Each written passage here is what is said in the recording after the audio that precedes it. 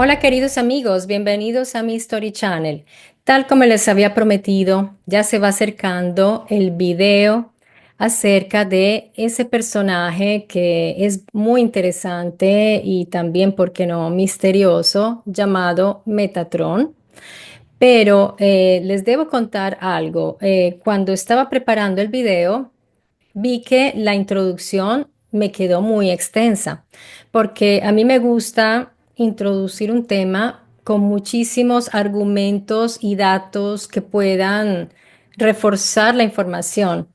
Me gusta profundizar realmente en los temas que les voy trayendo. Así que este video es realmente la introducción del video que viene, que es el video sobre Metatron, pero decidí dejarlo independiente para que no quedara tan extenso y pienso que de esa manera les ayudo también con la cuestión del tiempo o algunos que de pronto no están acostumbrados a ver videos tan largos y se pueden desconcentrar, se cansan, en fin. De manera que les facilité dejando este video aparte y próximamente no se pierdan el video acerca de Metatron. Pero este video no es solamente la introducción de ese otro video, es también el completar o digamos que se va a adjuntar a un video que realicé hablándoles acerca de los antropomorfismos de Yahvé. Y es que estos temas tienen que ser vistos desde muchas aristas, muchos puntos de vista, diversos autores, porque son temas que han sido analizados por distintos estudiosos, de manera que no termina con un solo video, es imposible y seguiremos seguramente abordándolo.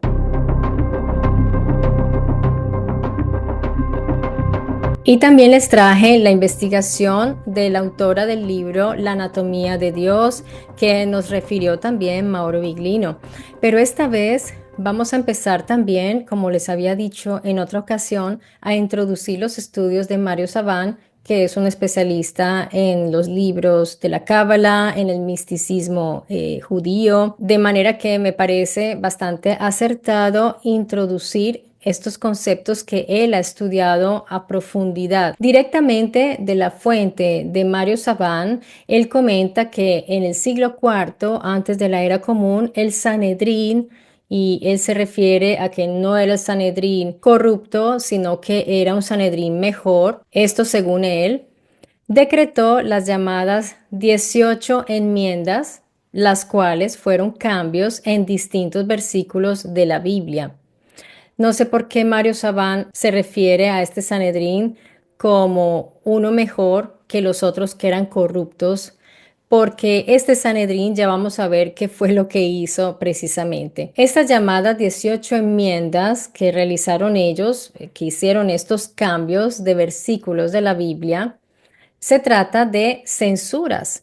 O sea, este Sanedrín que según Savant son más correctos que los otros que eran corruptos, realizaron unas censuras. Saban además aclara que todos aquellos que creen que leen hoy la Torá original, en realidad es imposible que estén leyendo la Torá original, porque precisamente todos están o estamos leyendo lo que ya fue censurado en el siglo IV antes de la era común. Y repito que esto constantemente Viglino lo ha expuesto en sus conferencias, que nadie en realidad está leyendo los escritos originales de la llamada Torá.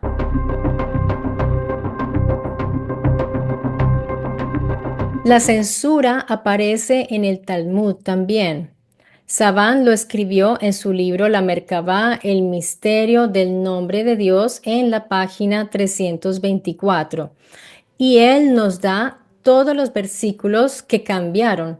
Entonces, yo lo voy a repetir aquí para que ustedes tomen apuntes si no han visto el video de Mario Savant donde él describe todo esto.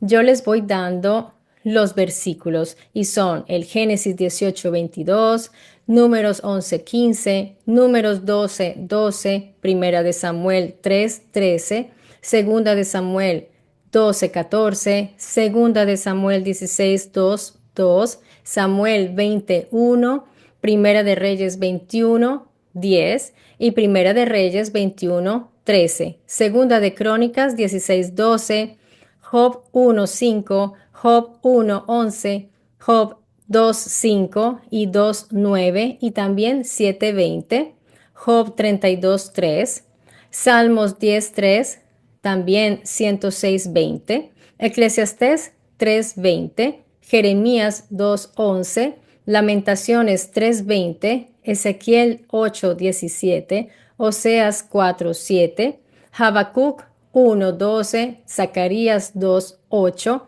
y así continúa él dando muchísimos textos más que han sido alterados y ya veremos por qué. Y él continúa dando la lista de todos los versículos bíblicos donde se ha realizado esta censura, pero una censura ¿a qué cosa? Bueno, en estas enmiendas había más antropomorfismos de los que podemos encontrar hoy en la Biblia. O sea, ellos realmente lo que hicieron fue cancelar estos antropomorfismos y hoy día ya todos estos no los vamos a encontrar porque lo alteraron, lo modificaron. Esto significa que la Gran Asamblea del siglo IV cambió el original de la Torá. Mario Saban dice que tomaron esa decisión debido a la cantidad de antropomorfismos que daban lugar a la idolatría. Este es el argumento que da él para, digamos, justificar que hayan hecho esta censura o esta cancelación de de los antropomorfismos de Yahvé. Yo frente a esto me hago algunas preguntas y más adelante voy a compartirles mi opinión personal respecto a esto que dice Saban, que ellos censuraron para evitar la idolatría a Yahvé. Saban nos revela un antropomorfismo que fue cambiado, pero Saban nos explica que en el original, y yo digo original entre comillas porque no existe ningún texto original realmente, decía lo siguiente: y Dios se quedó de pie mirando a Abraham. Es muy distinto. O sea que en el primer texto, antes de que lo alteraran, decía, y Dios se quedó de pie mirando a Abraham. Esto es bastante distinto a decir que Abraham estaba de pie delante de Dios. Es muy distinto. En el capítulo anterior, Abraham recibió a 3 ángeles. Recordemos que estos llamados ángeles en realidad son malaquim. No sé por qué Saban los llama ángeles, porque sabemos que en los textos hebreos dicen malaquim y esto hace una gran diferencia, porque cuando hablamos de ángeles ya estamos hablando de las escrituras griegas. Entonces estos 3 malaquim fueron a decirle a Abraham que tendría un hijo. Recordemos que esa fue la ocasión en la cual Sara se rió. Entonces, de estos 3 ángeles, 2 se fueron a Sodoma y Gomorra a aniquilarla. Iban a destruir Sodoma y Gomorra, pero uno de ellos se quedó, precisamente de quien dice el texto. Dios, entre comillas, Dios, se quedó de pie mirando a Abraham. Entonces, vean qué interesante. ¿Quién sería ese que se quedó? Y los otros 2 se fueron a Sodoma y Gomorra. Pues de esos 3 Malak o Malakim, había uno que no era un Malak, era Yahvé, como lo llaman ellos, Yud-Heh-Vav-Hei, o sea, Yahvé. Y esto en el siglo IV lo cambiaron para ocultar ese antropomorfismo de Yahvé. Yahvé, que era un antropomorfo, decretó no hacer imágenes de él, y esto también es muy interesante, ya lo hemos hablado aquí en el canal. Mario Saban toca un punto crucial cuando habla de la corrección teológica que habría ocurrido de Yud-Heh-Vav-Heh. Según Mario Saban y otros académicos judíos, a partir del siglo V al IV antes de la era común, tras el exilio en Babilonia y especialmente con la influencia persa y griega, de la cual ya les he hablado bastante, los sabios judíos empiezan a reescribir, editar o corregir textos bíblicos que presentaban a Yahvé con rasgos demasiado humanos. Miren, hace poco yo les comenté que en un video Mauro Viglino estaba comunicándonos, contándonos que a partir del siglo quinto, antes de la era común o antes de Cristo, se da una especie de, digamos, empiezan a aparecer distintas religiones en los distintos lugares del mundo. Es como si se hubiera fundado en ese momento y se hubieran formado las religiones. Y miren que aquí lo está diciendo Saban claramente, lo dice que entre el siglo cuarto y quinto se dan estos cambios para ocultar los antropomorfismos de Yahvé. Después del exilio en Babilonia. De esto ya también les he hablado yo mucho y especialmente con la influencia persa y griega. Todo esto viene también a entrar y a filtrarse en el judaísmo. Los sabios judíos empiezan a reescribir entonces, a editar, a corregir textos bíblicos que presentaban a Yahvé con rasgos muy humanos. Esto incluye pasajes donde Yahvé camina, habla cara a cara, siente celos, se arrepiente, se enoja, se cansa, etc. Era demasiado obvio que no era un ser espiritual. Tenemos otro ejemplo. Abro comillas, y oyó Adán la voz de Yahvé que se paseaba por el huerto. Este está en Génesis 3:8. Sin embargo, el versículo de Génesis 3:8 que dice que Yahvé se paseaba por el huerto, este no ha sido corregido o censurado en en la versión masorética, el texto hebreo oficial del Tanaj. Y en el Génesis 3:8 que les acabo de comentar, está el verbo mitalek, que es un verbo reflexivo e imperfecto y deriva de la raíz halak, que es caminar, andar, forma itpael, acción reflexiva o recíproca, es decir, se paseaba, caminaba de un lado a otro. Es un verbo real, físico, no es simbólico, no es metafórico. En las traducciones modernas lo suavizan, pero no lo eliminan, porque yo recuerdo también que cuando me enseñaban la Biblia, dicen, por ejemplo, hay personas que dicen, no, lo que pasa es que Yahvé o Dios enviaba a su ángel y era como si fuera su presencia. O simplemente dicen que era el Espíritu de Dios que se movía en el jardín.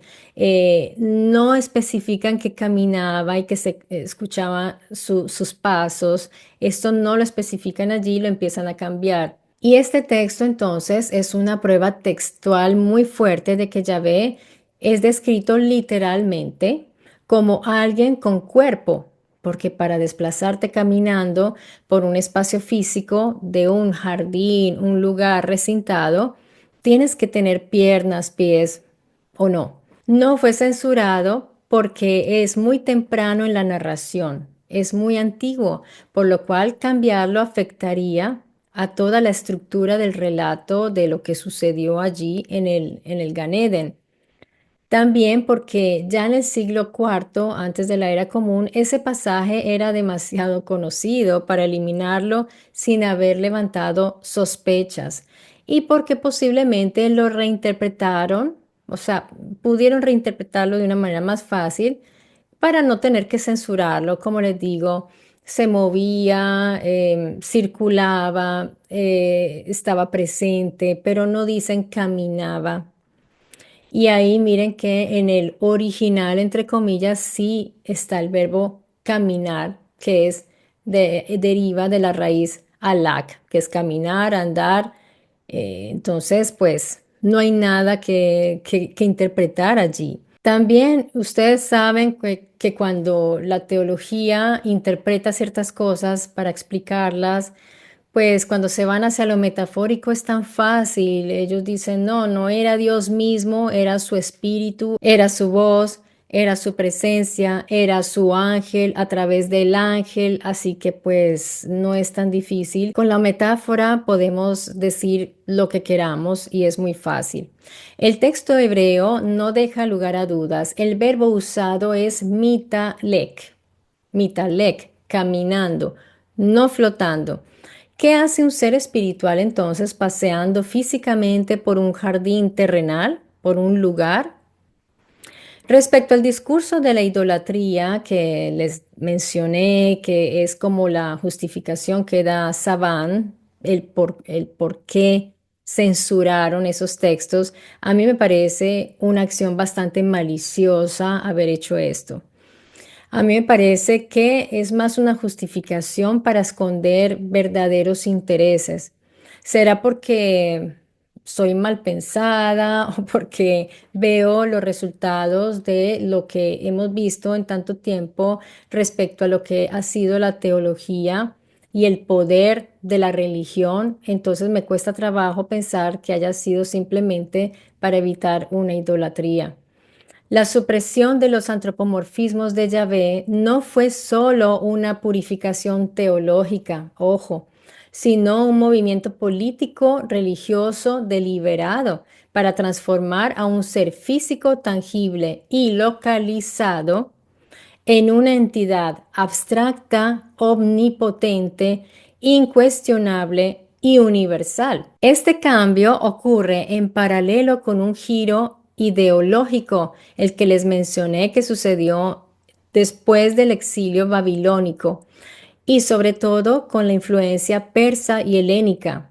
Todo esto tiene sentido, queridos amigos.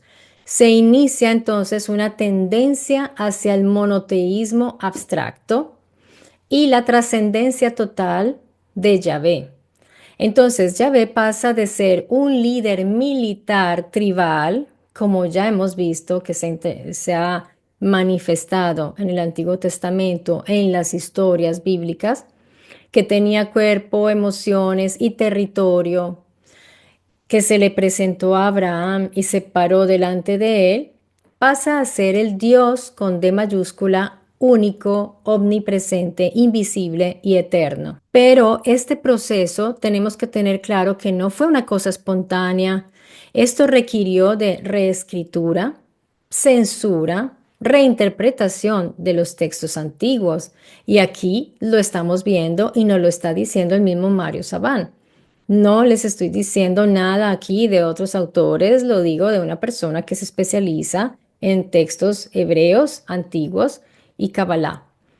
En Éxodo 15:3 llaman claramente a Yahvé un Ish Milhamah. Recordemos esto. Ish Milhamah significa un hombre de guerra. Aquí en este texto, Éxodo 15:3 dice que Yahvé o Yud Hei Vav Hei es un hombre de guerra. Aquí quiero hacer un paréntesis porque lo traducen como un hombre de guerra, Ish, pero era un hombre.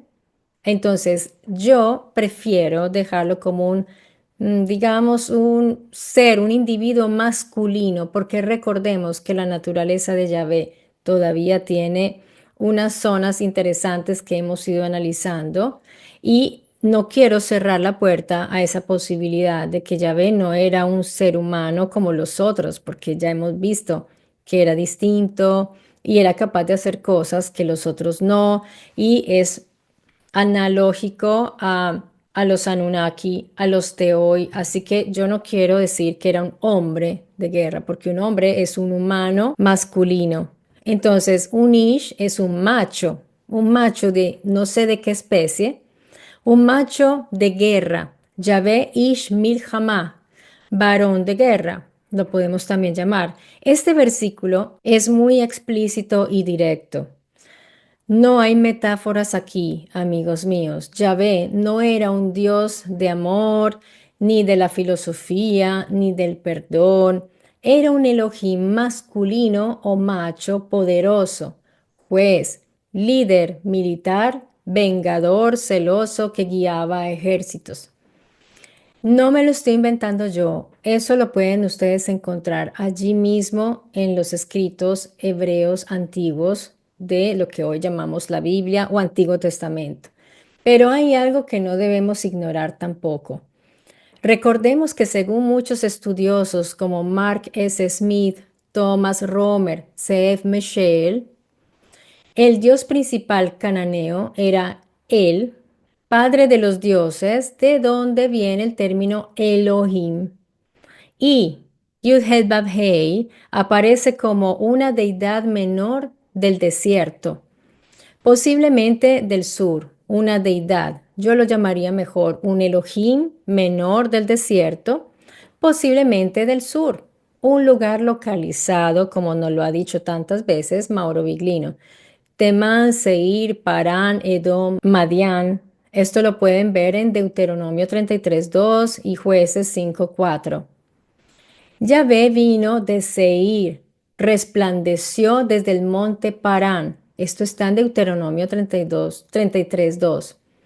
Esto entonces lo sitúa como un Elohim o un Dios, entre comillas, tribal, montañés, vinculado a los kenitas o madianitas. Estas son investigaciones serias. Estas son investigaciones para encontrar los orígenes de esta llamada deidad que después se convertiría en Yahvé. Entonces Yahvé era un Elohim guerrero, tribal, nómada, celoso y activo. Este Yahvé entonces se fusiona con él, el Elohim supremo cananeo. Posiblemente también asumió rasgos de Baal, porque esto también algunos lo han teorizado, que también asume rasgos de Baal, y de hecho sí, porque recordemos que representaba la tormenta, o sea, era una característica. En su, digamos, en sus cualidades, era comparado con la tormenta, el fuego, control de los elementos, era capaz de hacer esto. Resultado, entonces, pues el resultado es una nueva figura compuesta que es monoteizada gradualmente y luego universalizada, porque en este momento se asume como el Dios Todopoderoso, no solo para los judíos, sino también para los cristianos. Este proceso, ojo, se llama enoteísmo evolutivo. Vean qué interesante, porque no fue simplemente que de un momento a otro Yahvé aparece. No, no, esto es un proceso del cómo él se convierte en Yahvé y que probablemente venía también a ser Baal. Es un enoteísmo evolutivo. Se adora a un Dios, entre comillas, por encima de otros hasta declararlo que solo este existe.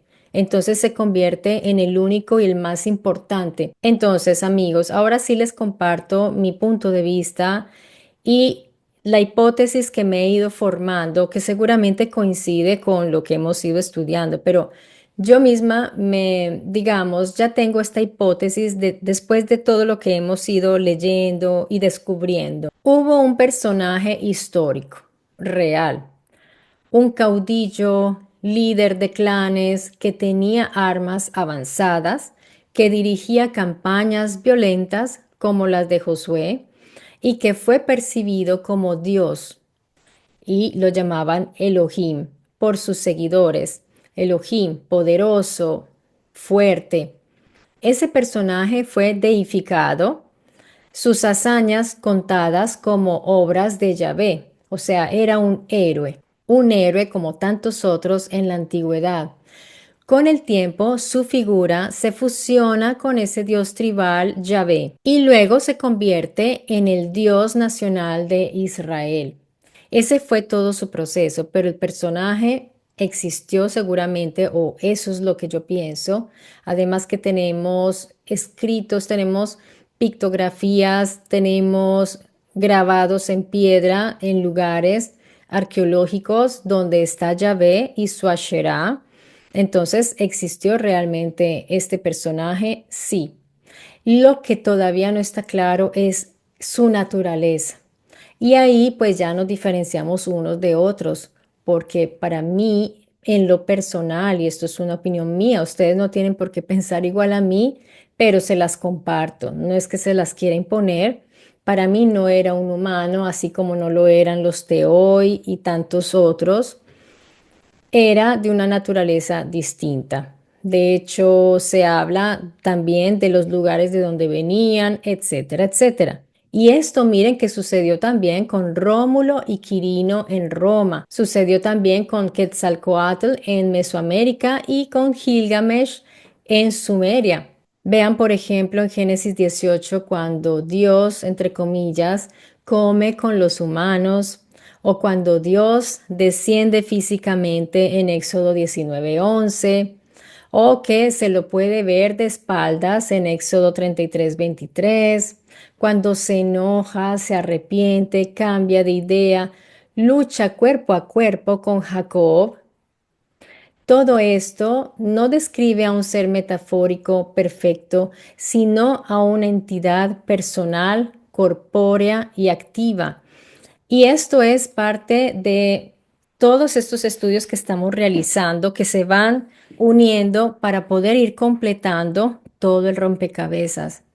Porque si vemos una parte y no vemos la otra, por eso tenemos que conocer los escritos antiguos sumerios, babilónicos, asirios, acádicos, también las narraciones que vienen de América, de Mesoamérica, de todo el continente americano, del África, de toda Europa.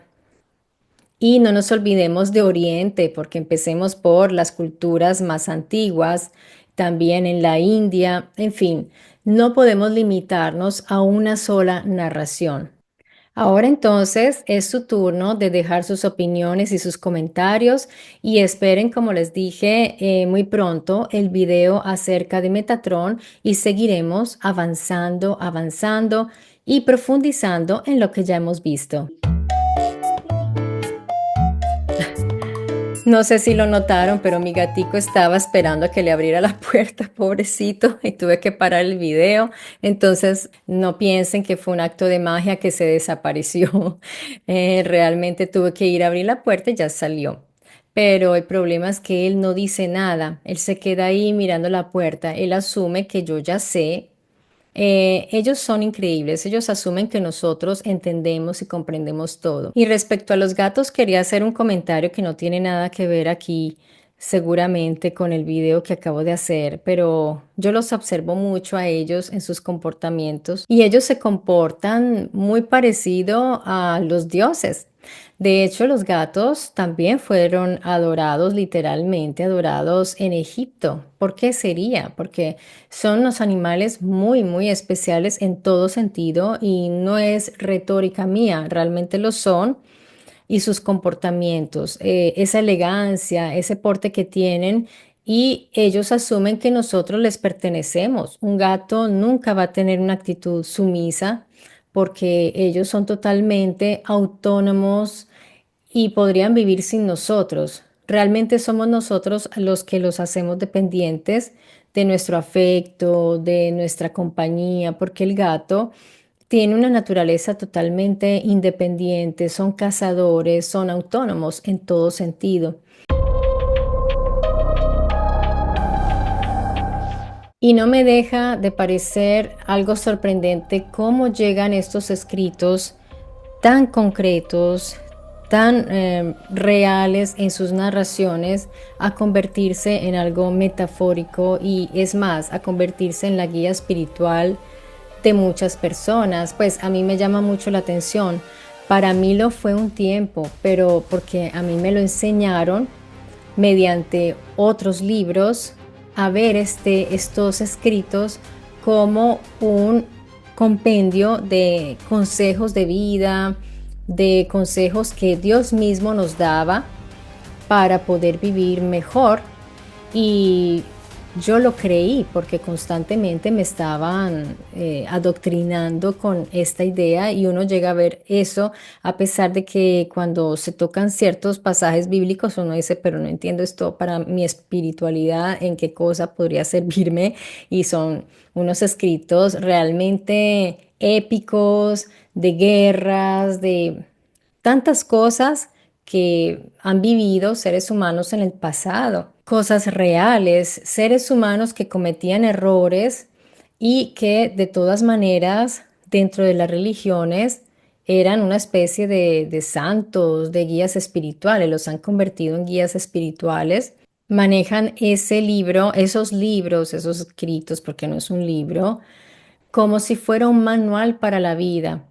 Entonces, miren que es bastante interesante analizar cómo la Biblia se convirtió en el libro de los libros y en el libro guía para las personas y su crecimiento espiritual. Eso es bien interesante porque lo que vemos acá en Mystery Channel es algo muy diferente, pero lo estudiamos porque nos ayuda a entender el pasado y se va a unir con otras narraciones para ir entendiendo qué fue lo que sucedió en una época en la cual pues todavía no había personas que escribieran mucho. Era una época la cual hemos ido recogiendo arqueológicamente en lo posible los pocos fragmentos que vamos encontrando para ir reuniendo esa historia que ha sido un trabajo realmente importante, el que han hecho los arqueólogos, los historiadores, realmente para poder comprender esa historia.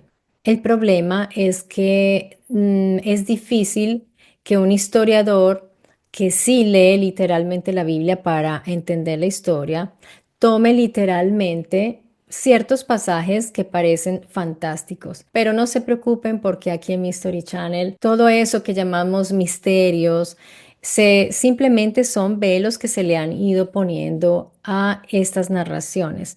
Y con esto me despido de ustedes, amigos, esperando que se encuentren muy bien cada uno de ustedes donde quiera que se encuentren. Un gran abrazo a todos y nos vemos muy pronto aquí en Mystery Channel.